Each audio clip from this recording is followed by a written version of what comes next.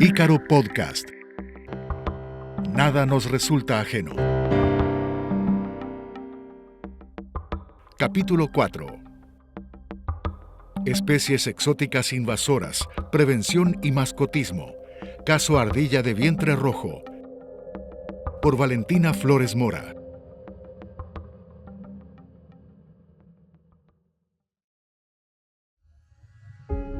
Hola, bienvenidos a este podcast, donde comentaremos una problemática de suma importancia que nos involucra a todos como sociedad: las especies exóticas invasoras. Son una de las causas más importantes de pérdida de biodiversidad a nivel mundial. Se trata de plantas, animales, hongos o microorganismos que el ser humano lleva fuera de sus límites de distribución y que luego de establecerse, invaden el nuevo ambiente. Están presentes en todo el territorio, incluyendo parques nacionales y otras áreas protegidas. Modifican los ecosistemas y son una amenaza para las especies en peligro de extinción. Además, producen pérdidas económicas enormes. En algunos casos, atentan contra la salud pública y pueden afectar valores culturales. Están a nuestro alrededor y a veces no podemos reconocerlas. Lo que escucharán a continuación los va a sorprender. Soy Valentina Flores Mora, periodista radial con muchos años de profesión, y me especialicé en la temática sobre la protección de los ecosistemas, y es por esta razón que el tema de hoy me parece tan interesante. Jabalí. El tema que deseamos tratar hoy es sobre una especie exótica que está causando múltiples problemas en los ecosistemas que invade. Se trata del jabalí. Hoy contamos con la presencia del Instituto de Ecología, Genética y Evolución de Buenos Aires, perteneciente a la Facultad de Ciencias Exactas y Naturales de la Universidad de Buenos Aires. Bienvenido a este podcast, Dr. Gürtler. Dr. Ricardo Gürtler, ¿cuál es el impacto del jabalí? Es en el Parque Nacional. Doctora Borgnia, ¿cómo llegaron las ardillas de vientre rojo a la provincia de Buenos Aires? Estas ardillas fueron introducidas en el año 70, fueron adquiridas en una tienda de mascotas en Europa y se trajeron a una estancia privada acá en la ciudad de Jáuregui. Algunas estuvieron en un semicautiverio, en un corral, y algunas se murieron y algunas otras se terminaron liberando. Y a partir de ahí se formó toda la población inicial en el partido de Luján, que se fue expandiendo naturalmente de a poco. Estas ardillas se pueden movilizar, son arborícolas, pero también se pueden movilizar a través de cables, a través de alambrados o de techos de las casas. Entonces, por eso tienen gran capacidad de dispersión. Y lo que ocurre también es que, además de su expansión natural, como son animales carismáticos, algunas personas las capturan, las trasladan y las liberan en otros lugares. Es difícil imaginarse que un animal tan simpático ocasiona algún problema, ¿verdad? Porque además de ser un animal carismático, por otro lado, ocasiona bastantes problemas, como el resto de las especies que se introducen en un lugar de donde no son originarias.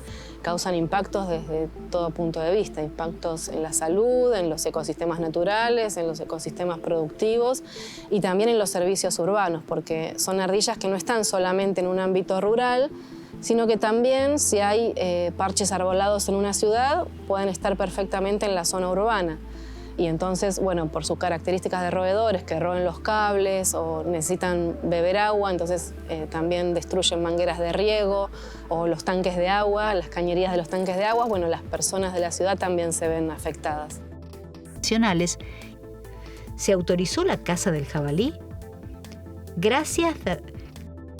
Es una especie silvestre que no se puede tener como mascota. Tenencia responsable de mascotas se pueden tener animales domésticos y autorizados para eso. Las ardillas no son como tantas otras.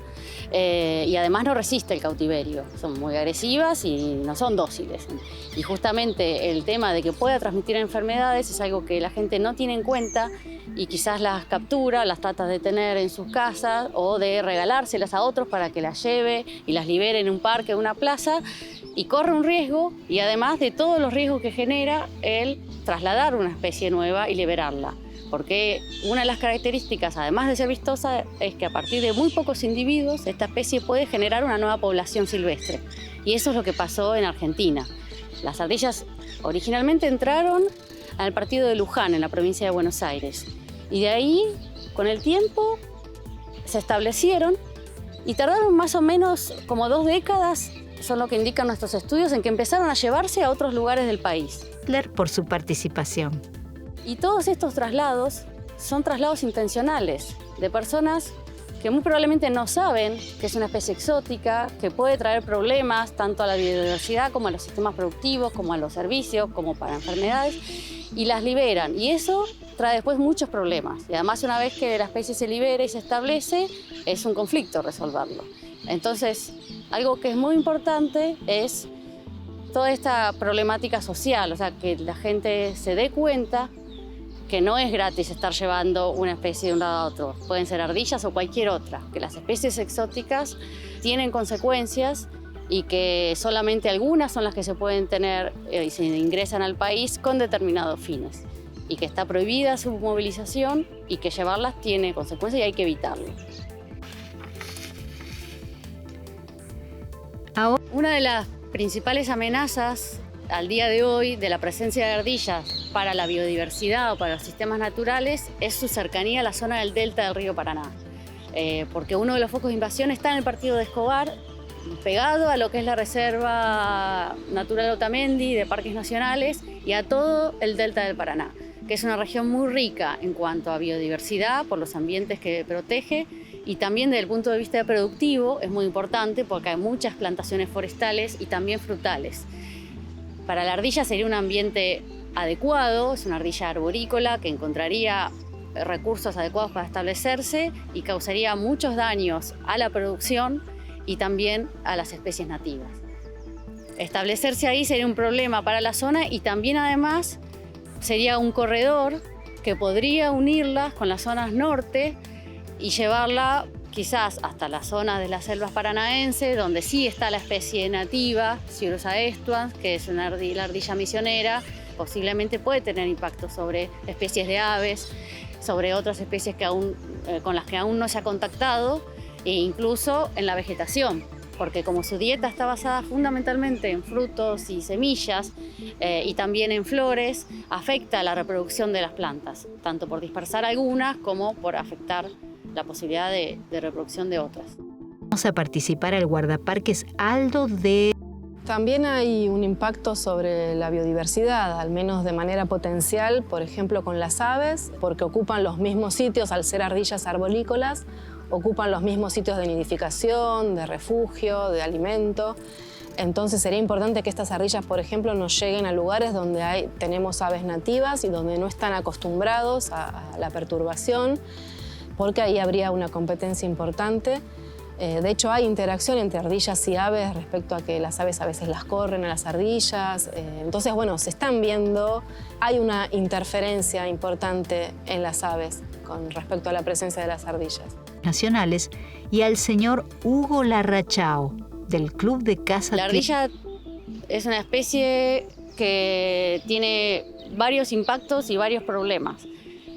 Los problemas que trae es, por un lado, como una especie nueva en un sistema natural, modifica las relaciones que tenés en el sistema, ¿no? Es un predador nuevo, una presa nueva, una especie que compite con otros nuevos. Entonces, muchas especies se pueden ver perjudicadas de las especies nativas por la presencia de este nuevo roedor. Y también causa muchos problemas en sistemas productivos por el descortezado de los árboles, ya sean para plantaciones forestales, frutales o ornamentales, por el consumo de frutos y semillas y de flores, y también por el roído de plásticos, lo que trae para los sistemas de riego un montón de problemas, y también en cables de telefonía, de electricidad y de televisión. Y además, otro de los temas que estamos estudiando desde la Universidad de Luján, desde donde se trabaja el tema hace muchos años, es el riesgo de transmisión de parásitos y enfermedades. Para conocer más detalles sobre los impactos en la salud y en la telefonía que menciona la doctora Guichón, Vamos a incorporar a esta conversación a la doctora Cecilia Gozzi, del Departamento de Ecología de Mamíferos Introducidos de la Universidad Nacional de Luján, y al señor Eric Ramos, de la Cooperativa Telefónica y de Obras y Servicios Públicos de Villa Flandria, en la provincia de Buenos Aires. Doctora Gozzi, ¿la gente sabe de las enfermedades que puede transmitir la ardilla de vientre rojo? En general, las personas que están acostumbradas a la presencia de la ardilla la ven como una especie carismática, pero realmente una de las causas que podrían llegar a generar que la gente entienda un poco más que la ardilla de vientre rojo es un roedor y que hay que tener precauciones, justamente la posibilidad de transmisión de enfermedades. A ver, la gente ve una rata y la identifica directamente con la posibilidad de transmitir enfermedades, pero la ardilla es una especie mucho más carismática y más bonita, y las personas en general no están pensando en que sigue siendo un roedor y como tal un posible transmisor de parásitos y enfermedades. Creo que si lo pudieran entender un poco más, entenderían que es una especie silvestre que no debe ser manipulada, ni capturada, ni comercializada como ninguna otra especie de mamífero silvestre. ¿Alguna de estas enfermedades pueden transmitirse al ser humano? La leptospirosis es una enfermedad transmisible de los animales al ser humano. Se sabe que las ratas son los principales reservorios de la bacteria y uno de los principales transmisores, pero muchos mamíferos silvestres y otros animales silvestres también pueden ser reservorios de leptospira, interviniendo en la enfermedad, ¿sí? En la epidemiología de la enfermedad, siendo transmisores de la misma. De la OYE. Para enfrentar el problema del jabalí, la ardilla de vientre rojo también puede llegar a ser hospedadores de ciertos parásitos, como algunas pulgas, que pueden llegar a generar o a transmitir bacterias que generen otras enfermedades. Todo esto, de todas formas, se está estudiando. Todavía no tenemos datos concretos, pero podría llegar a suceder. Señor Ramos, ¿cómo impacta la presencia de la ardilla de vientre rojo a la red telefónica? La ardilla, acá en la Cooperativa Telefónica de Flandria, impacta todo el tiempo, todos los días, sin saber cómo ni cuándo, pero actúa. Y bueno, ocasionándonos siempre un gasto extra que cualquier cooperativa o cualquier prestador del servicio telefónico de internet dentro del país. Porque está todo el tiempo ocasionándonos roturas y otro tipo de factores que obviamente para nosotros es un costo y bueno, hay un costo contemplado que tenemos que tener a comparación del resto, ¿no? Y se necesitaban decisiones urgentes. Esto sucede. Y la ardilla lo que hace es roe los cables, más que nada. Es parte de su naturaleza, ¿no? Para que sus incisivos no sigan creciendo, si no muere. Entonces, el plástico, que es la cobertura con el cual están cubiertos los cables que se utiliza para el servicio que damos nosotros, es como que les calza justo y es un material que les queda muy bien y lo utilizan todo el tiempo para roer, ¿no? No lo comen, obviamente, pues no comen plástico las ardillas, pero el tema está por ahí. Entonces están todo el tiempo girando sobre el tendido nuestro, haciendo su naturaleza, ¿no? Y a la vez utilizan como medio de transporte, por decirlo, como autopistas exageradamente, los cables para movilizarse, ya que por la tierra no andan por los árboles, las ramas, y los cables es como una rama gigante, interminable, que les queda perfecto. Andan de a 3, de a 4, de a 2, peleándose, colgadas. ¿Se dio así, Aldo? ¿La actividad está reglamentada? Nosotros hemos hecho un montón de pruebas, ponerle grasa a los cables, pintarlos de colores, hacerle embudos para que no puedan caminar por el cable y tengan que volver, tratar de como encerrarlas en un lugar para que no se sigan propagando, porque el cable es un medio de locomoción para ellos increíble. Entonces también para que no avance desde Jauregui hacia otros lados. Bueno, obviamente cualquier cosa de todas las que se hicieron, que fueron miles, fueron en vano. Las tipitas están y cada vez crecen más, y cada vez hay más, y cada vez hay más daño. Señor Larrachao, ¿cómo? Con el tiempo ya muchos de los cables utilizados de cobre se van quedando obsoletos, o el problema también que hay eran cables que no eran especiales porque no estaban pensados para un roedor. Entonces el cable fue teniendo deterioros, se le hacen unos agujeros gigantes, empieza a entrar agua, de eso empieza a que todo el cable tenga agua. Obviamente que la telefonía no tiene corriente, pero tiene una leve inducción y bueno, no empieza a andar, se empieza a sulfatar todo porque es cobre, no anda nada, no anda internet, no anda teléfono, deja zona sin nada. Entonces hay que empezar a reemplazar. Se reemplazó en un momento algunos cables por cable de cobre antirroedor, pero ahora lo que estamos haciendo es reemplazarlo por fibra antirroedor. Señor Larrachao, usted como casado, La fibra común vale $1.20, $1.30 el metro y la fibra antirroedor que nosotros mandamos a pedir vale $1.80, $1.90. Hay una gran diferencia.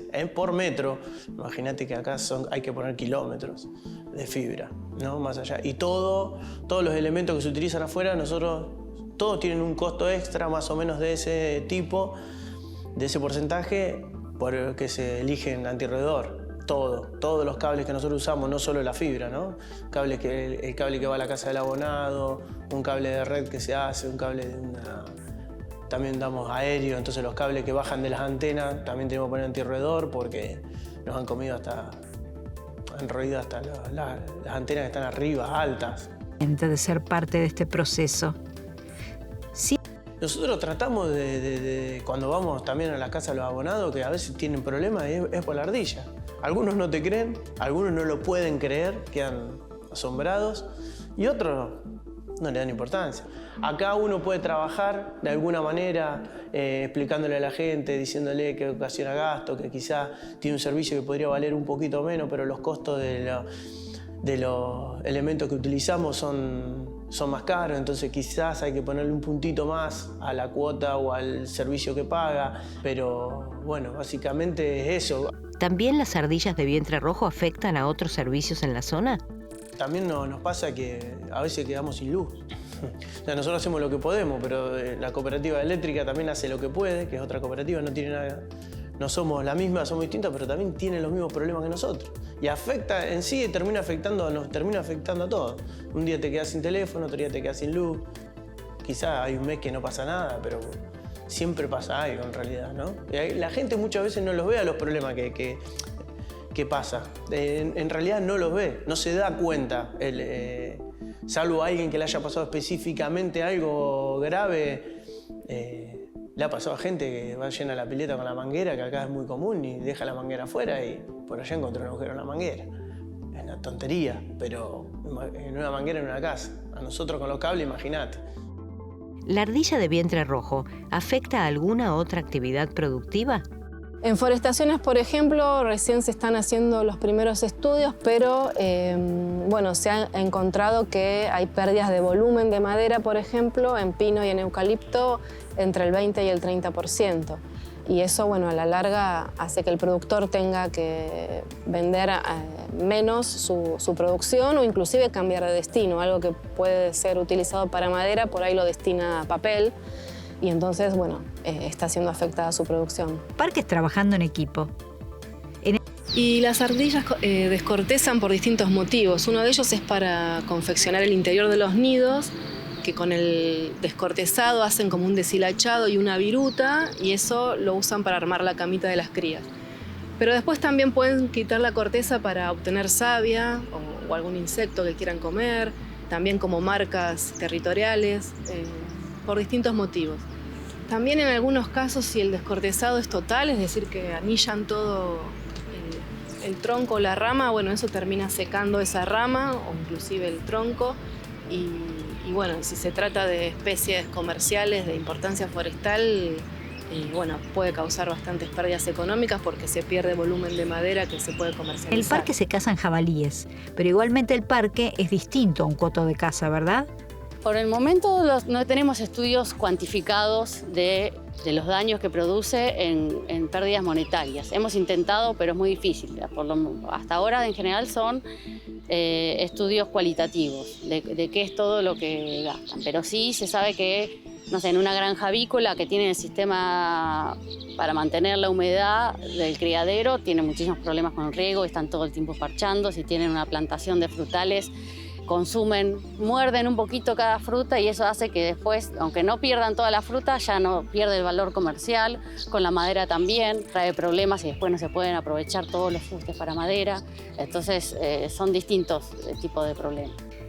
¿Qué nos puede mencionar del rol de las instituciones en la puesta en marcha de esta? Una de las características es que sea una especie atractiva, la ardilla, y que en las zonas donde está hace ya muchas décadas sea incorporada a lo que es el patrimonio natural de la zona, que sea una especie característica de ahí, es que no se la considera un problema. Hay personas, y muchas personas, que tienen problemas por los daños que causa y los impactos que sufren, pero hay otros que la consideran un animal de ahí y que al no considerarlo un problema y un exótico, no creen que el llevarlo a otro lado pueda ser un conflicto. Y ahí es donde hay un espacio y un área para actuar en la comunidad, en que se entienda que no hay que moverla para otros lados, en que está, aparte de que está prohibido legalmente, de que tiene consecuencias, su captura, su tenencia, su venta, su liberación, todos esos temas, que no es inocuo y que hay que frenarlo. Acción de manejo del jabalí.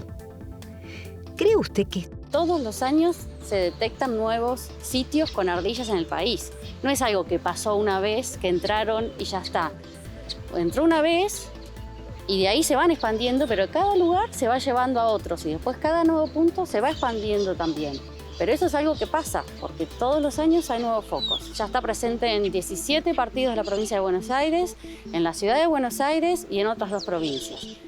Entonces, eso es clave, comunicar para que se entienda que es una especie de problema, las consecuencias que tiene y trabajar todo lo que sea tenencia responsable de mascotas, porque también se vincula con el tráfico de fauna. Y trabajarlo en educación, en instituciones educativas de todos los niveles. Entonces también hay toda una línea que se está desarrollando material para trabajarlo en escuelas. Y el tema normativo a nivel nacional, provincial, incluso municipal, para facilitar las herramientas justamente para controlar y prevenir su expansión. ¿En otros lugares o en otras? ¿Cree usted que este modelo vamos de nuevo? Una de las cosas que es importante para poder conocer lo que está pasando con las exóticas en el país y poder actuar en consecuencia o tomar medidas es saber qué especies tenemos y en qué lugar están, volcando toda la información en un mismo sitio. Y con todas las especies se pide que las personas que detectan la llegada de una nueva especie al lugar que conocen, donde habitan, donde trabajan o que visitan regularmente, den aviso informando sobre la ocurrencia de una nueva especie. Con el tema de ardillas, nosotros lo que armamos es una red de alerta temprana, en donde lo que pedimos es que las personas que empiezan a ver la presencia de ardillas o que ya las ven hace tiempo pero no sabían que era importante informarlo y que se sepa que esa especie está presente ahí, dé aviso a la Red Nacional y al Sistema Nacional de Información de Especies Exóticas. Quiero expresar mi más ferviente agradecimiento a las doctoras que han intervenido en este podcast, así como al señor Ramos. Muchas gracias.